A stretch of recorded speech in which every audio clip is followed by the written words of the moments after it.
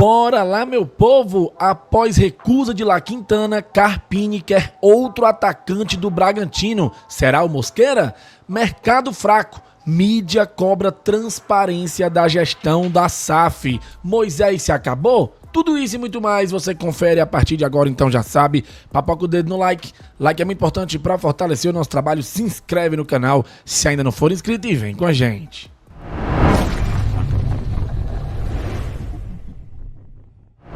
Começando mais um vídeo aqui no Expresso Tricolor, eu sou o PM e seja muito bem-vindo e bora lá pro giro de notícias de hoje, quarta-feira, dia 4 de fevereiro de 2026. Clássico Rei, domingo, 18 horas, na Arena Castelão. Ceará e Fortaleza se encontram pela primeira vez na atual temporada. E aí, meus amigos, você já agilizou a sua presença no Clássico Rei?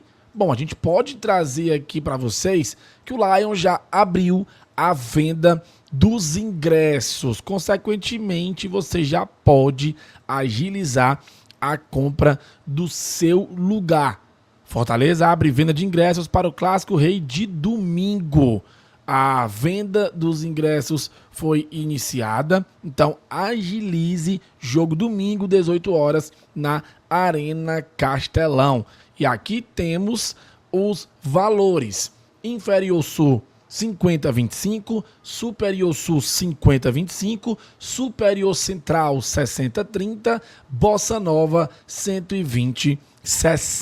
Então cuida na fuga, lembrando que o mando de campo é do rival, por conta daquele acordo do ano passado, de nós fomos os mandantes, e agora a gente vai ter que comprar ingresso para este jogo de domingo. Então agiliza, não perde tempo não, porque eu já vou passar aqui para outros assuntos da live. Mais tarde no vídeo eu volto a falar sobre Clássico Rei. Turma, eu preciso falar aqui um pouco mais e esclarecer para vocês tudo sobre a venda do Herrera. Mas um fato me chamou a atenção quando a Fernanda Alves explicou bem direitinho sobre a venda do Herrera lá no Jogada Primeiro Tempo. Tem uma fala dela que, se eu não estiver enganado, menciona que o Carpini está de olho em um atacante do Bragantino. Eu digo isso porque o Luan Cândido chegou a estar muito próximo do Fortaleza, mas acabou indo para o Vitória. Isto porque o Carpini optou por escolher um atacante e não um lateral ou um jogador de alguma outra posição. Por isso o Fortaleza foi atrás do La Quintana, certo? Só que o La Quintana recusou, foi jogar lá na segunda divisão do futebol espanhol, em um time que está brigando contra o rebaixamento em tempo de cair para a terceirona. Ontem na live nós fomos olhar as opções de atacantes do Bragantino e claro que nós fomos olhar aqueles que mais têm o nosso apreço, né? E características específicas que podem agregar no time do Carpini. E nós chegamos no nome do Henry Mosquera. Lembra dele? Já está no Bragantino há algumas temporadas, é colombiano e acho que seria muito bom reforço para o Fortaleza. Ele atua como ponta esquerda, mas também pode jogar como ponta direita. Tem 24 anos, é novo, tá no Bragantino desde 2023 e tem tido uma minutagem até certo ponto alta no Massa Bruta. Em 2023 foram 25 jogos, 2 gols e 3 assistências. Em 2024, 53 jogos, 2 gols e 3 assistências. Em 2025, 29 jogos, 1 gol e 2 assistências. E em 2026 já fez 5 jogos, 1 gol e 1 assistência. Esse gol dele, inclusive, foi na vitória por 3-0 sobre o Corinthians na fase classificatória do Campeonato Paulista. Ele jogou na partida de estreia do Brasileirão, quando o Bragantino venceu o Curitiba fora de casa por 1-0, gol do Capixaba. Teve uma nota até certo ponto boa no SofaScore e jogou 85 minutos. Foi substituído ali já nos 40 do segundo tempo. O problema do Mosquera é que ele conviveu muito com lesão nos últimos 12 meses, né? No último ano ele teve várias lesões aí em vários jogos de fora, por isso justifica aí a ausência dele, número menor de jogos na temporada passada.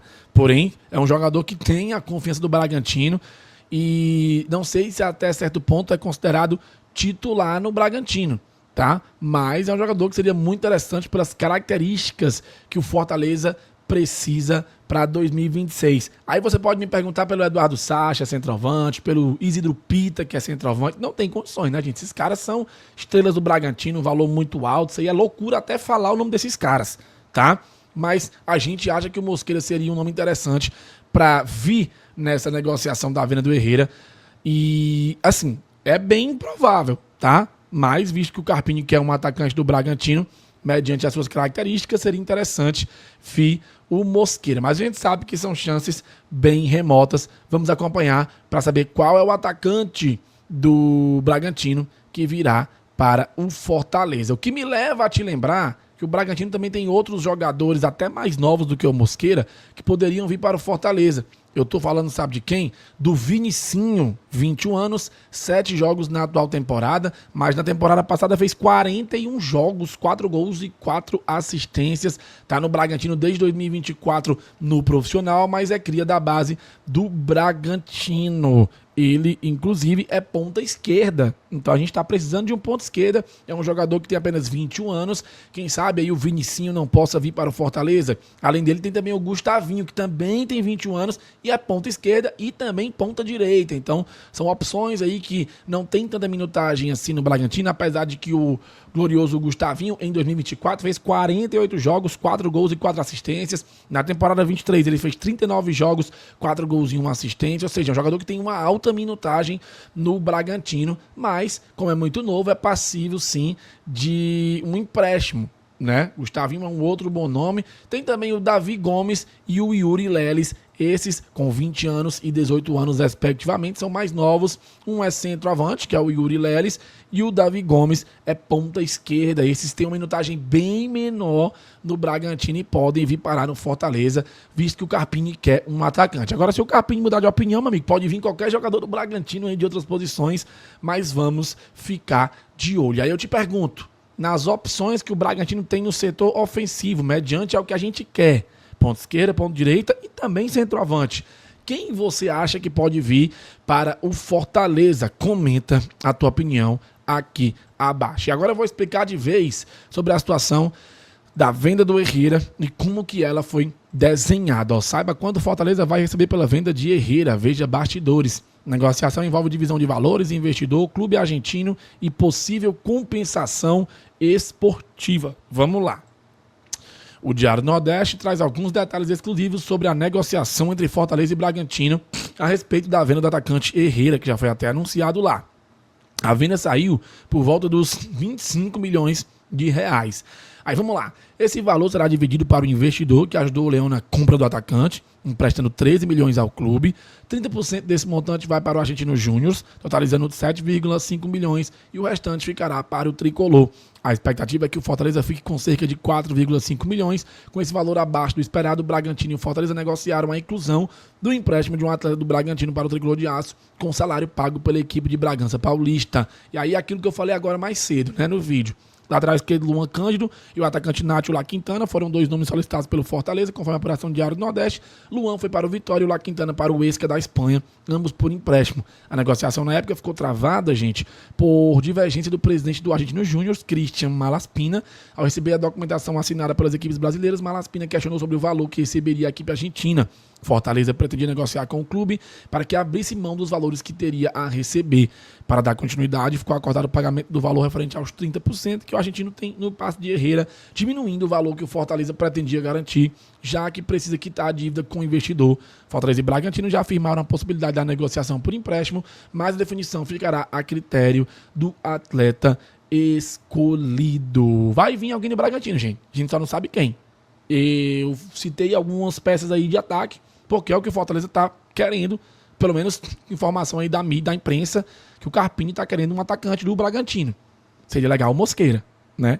Mas já sabem, comentem, aqui abaixo. Bom, saiu uma matéria legal na coluna do Lucas Mota, lá no Esportes do Povo, que traz o seguinte: Fortaleza atinge 70% de meta de vendas de jogadores em 26, 4 jogadores negociados neste mercado da bola já renderam cerca de 45 milhões de reais. Com ainda 11 meses pela frente, o clube cearense precisa movimentar cerca de 20 milhões para atingir a meta estipulada para 26. Entre os ativos do elenco, 3 jogadores têm mercado e potencial para cifras mais elevadas: Barreiro, Moisés e Pochettino. Outros 3 atletas emprestados contam com cláusulas de opção de compra em contrato: Matheus Pereira no Corinthians, Mancuso no Estudiantes e o Guzmán no América de Cali. E você pode acrescentar, gente, o Machuca no Vélez, que agora é uma opção obrigatória de compra. É uma cláusula obrigatória de compra, não é uma cláusula de opção, né? Então, vamos acompanhar, porque são vendas que podem render um lucro maior ao Fortaleza, quem sabe até batendo aí num futuro, obviamente, né, quando esses contratos de empréstimo se encerrarem, a não ser que o time queira exercer a opção de compra antes, né, dos jogadores que estão emprestados. Então, já são aí 45 milhões de reais, certo? Para o Fortaleza. A gente sabe que não é bem esse valor todo, né? Um pouco menos, né? Vamos ficar de olho, porque falta muita transparência ao Fortaleza, tá bom? Bom, vamos falar agora, gente, sobre Moisés, certo? Eu tinha separado aqui um tema com relação à baixa no mercado. O Luca Laprovitra até lembrou que o La Quintana, ele preferiu jogar em um clube que está brigando para não cair na segunda divisão da Espanha, que já usou mais de 70 jogadores essa temporada, em crise financeira até maior que a do Fortaleza, do que vir para o Fortaleza, né? Tudo bem, futebol europeu, vitrine e tudo mais. Pode ser que, mesmo que o time dele caia, ele vá bem, se valorize e nem fique nesse time aí, vá para outro. Muito fácil isso acontecer, né? Quando o cara já está na Europa. Mas, sendo bem honesto com vocês, isso mostra também o desprestígio, né, que o Fortaleza tem no mercado. Caiu muito, ninguém mais quer vir jogar no Fortaleza fácil assim. O poder de barganha e convencimento do Fortaleza foi pro saco com o rebaixamento e com a crise financeira e a demora da organização, da reestruturação do clube. Isso é muito ruim. Que nos leva a falar sobre Moisés, gente. Moisés parece que se acabou, né? Não consegue se reencontrar. E o Carpini falou um pouco sobre essa má fase do Moisés. Essa diária, o Moisés, ele tá muito incomodado com a fase, e é uma fase, é um momento, vai passar, não é para sempre. Ele já teve bons momentos e agora atravessa uma dificuldade. A gente precisa dar a mão para ele, dar apoio e ajudar ele a passar por esse momento ruim juntos. Não tem outra alternativa. E ele está ciente disso, não tem deixado de trabalhar, de tentar, e as coisas vão melhorar. Vai acontecer, vai encaixar. Ele é um jogador que tem uma característica muito interessante e vai ser muito importante a nossa temporada. Em relação ao volume dos lados, quando você não tem um lateral de ofício, você espera que a bola chegue no Moisés e que ele resolva todo o tempo. E aí isso também pode prejudicar um pouco o Moisés, porque do outro lado, quando ela chega do lado, você tem uma triangulação, você tem ultrapassagem dos corredores com os laterais, você tem um volante que vai flutuar por dentro. Ali a gente não tem, é o Crispim, que é um cara que faz a função, mas não é lateral, não vai ter dobra dos lados, não tem profundidade, e a gente espera que o Moisés resolva sozinho todas as situações, e o futebol não é assim. Todos os times que nós enfrentamos, o Moisés teve dobra na marcação, um marcando uma dobra, mas quando não 2 dobras. Então, não estou aqui só defendendo o Moisés, não. Ele sabe que a responsabilidade dele é grande, ele precisa melhorar, ele está trabalhando para isso, nós vamos ajudar ele. Mas são situações que a gente ainda não encontrou equilíbrio por algumas ausências. Vamos lá, eu respeito muito a opinião do Carpini, ele é quem entende de futebol, tá? Respeito a visão dele, respeito a defesa ao Moisés e a cobrança também nas entrelinhas. E leve em consideração também a recuperação da lesão do Moisés, que a gente sabe que não foi fácil. Mas eu queria só te lembrar que o Breno Lopes, ano passado, jogou metade do campeonato, metade da temporada praticamente sozinho na posição, ficou sobrecarregado, reclamava de cansaço, reclamava dessa sobrecarga, porque só tinha ele na posição, e mesmo assim deu conta do recado. Fez 10 gols, deu assistência, não à toa foi vendido pro Coritiba, Breno Lopes, né?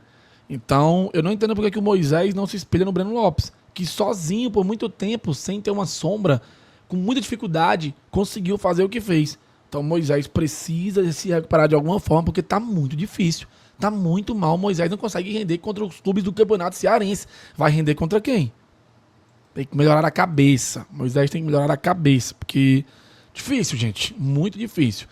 Bom, vamos falar de SAF agora, porque ontem a TV Leão publicou o vídeo da Voz da SAF, mais um episódio, e ontem foi com o Bruno Ascioli, que até deu um papinho com a Guigui, lá no pré-jogo de Fortaleza e quem, meu Deus? E Iguatu. Vamos lá, reestruturação, SAF planejada e mercado cauteloso.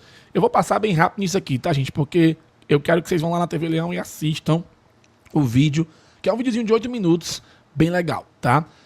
Vamos lá. Bruno Ascioli, vice-presidente do Conselho de Administração da SAF, avaliou o momento do clube que passa por restauração dentro e fora de campo. Ele também destacou o modelo da SAF do clube, a pressão pela contratação no mercado e pede apoio da torcida. SAF do Fortaleza. Bom, importante lembrar que as primeiras SAFs, abre aspas, né, do Brasil nasceram na necessidade dos clubes que estavam praticamente falidos. Estavam com necessidade de capital muito grande e não tinham onde encontrar esse capital. Por isso nasceram de uma forma diferente. A SAF do Fortaleza, digamos assim, é uma SAF planejada, ressaltou em entrevista ao canal de YouTube do clube. Ela foi criada para formar uma estrutura profissional, essa é a grande vantagem. Mesmo com o rebaixamento, conseguimos manter os profissionais trabalhando no clube. A gente não tem contratações por indicações políticas, por empresários. A grande vantagem é a estrutura que se forma, pois já montamos a estrutura necessária para essa engrenagem rodar perfeitamente. Agora, né? Porque antes era tudo Marcelo Paes que fazia e era ele que mandava em tudo e em todos. Né? Pelo amor de Deus, agora que tá desse jeito aí que o Bruno Ascioli falou, antes não era não. Ninguém aqui é idiota, pelo amor de Deus, tá? Vamos lá. Mercado da bola. É um momento de cuidado, de reconstrução, de redirecionamento de caminhos. A gente sabe que a torcida tem uma necessidade de respostas mais imediatas, só que a margem do erro no momento é bem pequena. Então, é natural que algumas ações demorem um pouco mais. Especialmente no futebol, existe um anseio grande por contratações de posições que estamos carentes no elenco. Mas a gente priorizou a saída de jogadores, como eu ia trazer folha nova, novas despesas, sem conseguir tirar aqueles jogadores que não iam ser aproveitados, seja por motivos técnicos ou de custo mesmo, que a gente não conseguia manter. Não existe pedir paciência para a torcida, mas existe um trabalho sendo feito, bem estruturado, para que esse clube mantenha-se viável. Nosso objetivo em 26 é que a gente no final do ano consiga a cereja do bolo, que é o acesso à Série A. No meio do caminho, lógico, vamos disputar os títulos da Copa do Nordeste e do Campeonato Cearense. E no final ele pede apoio à torcida. Eu não vou ler esse texto, essa parte aí não, porque todo mundo já sabe como que são aí os pedidos de apoio ao torcedor. E aí eu te pergunto, qual a sua avaliação sobre toda essa fala do Bruno Ascioli? Comenta aqui abaixo. Detalhe que, mais uma vez, a imprensa criticou a falta de transparência do Fortaleza e, mais uma vez, foi o Graziani, né? Vai ter. Então, o Fortaleza tem uma vantagem competitiva gigantesca, né? Claro que o clube não fala abertamente sobre isso, aliás, porque o Fortaleza não fala abertamente sobre nada, né? Não fala abertamente sobre nada, né? Então, tudo que... E, aliás, eu até escrevi sobre isso semana passada. Para quem gosta de menosprezar o jornalismo, e tem muita gente que menospreza o jornalismo, seja esportivo ou qualquer outro, o que eu lamento muito, porque sem jornalismo não existiria nem democracia. Todas as informações que os torcedores do Fortaleza estão recebendo nesse momento são todos via imprensa. Às vezes a gente dá alguma coisa aqui, às vezes outro veículo, o Globo Esporte dá, o Futebolês dá. Então fica essa situação que o torcedor tem que se informar pela gente, não tem jeito, entendeu? Essas vendas, por exemplo, que o Fortaleza está fazendo, o Fortaleza não fala nada. A rescisão de contrato do Fortaleza, dos jogadores, ninguém fala nada. Quanto pagou, quanto não pagou. As vendas, ninguém fala nada. Entendeu? É isso, é um total vazio de informação. Opção do Fortaleza de fazer isso. Opção do Fortaleza. Eu acho completamente equivocada, já falei aqui 1000 vezes. Agora, cabe a gente, como essa informação que eu trouxe, é uma informação, como eu falei, caiu no meu colo, então o Fortaleza vai receber 28 milhões de reais por ano, até 2029, só do contrato das placas de publicidade dos estádios. É um ótimo valor. Sim. É um ótimo valor.